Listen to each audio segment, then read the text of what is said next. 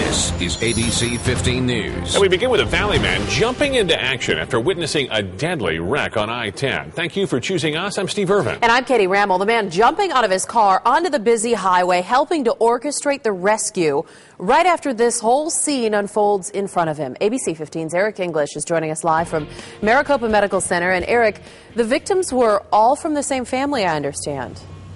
Well, to begin with, there were 8 members of one family that were in this SUV. We're told that they were on their way home to L.A. from a vacation in Mexico. One woman died in that crash. It was the mother of that family. And we understand that even though there are still some very serious injuries, things could have been a whole lot worse if some good Samaritans hadn't jumped in right after that crash. Morning rush hour traffic crept by westbound I-10 this morning after a horrific crash. 3 adults and 5 children were inside this SUV that lost control and rolled. The driver died at the scene while several people were ejected from the vehicle.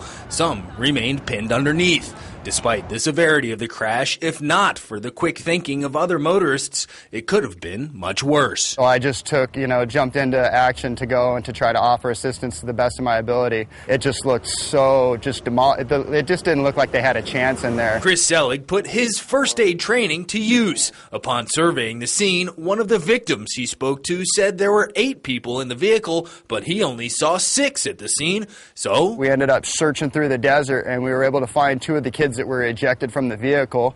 We didn't really want to move them, but the one little boy was face down, so we tried to go and roll him just so that way we could help, keep his breathing, because you could just see he was face down in blood and his dirt and everything, and it didn't look like he was doing so well. Selig was able to locate the others and begin first aid. Rescue crews arrived shortly after and took the injured to area hospitals. He hopes if someone could, they would help his family if the roles were reversed. If I could offer assistance and help, that I would hope that somebody would please do the same for my family and I.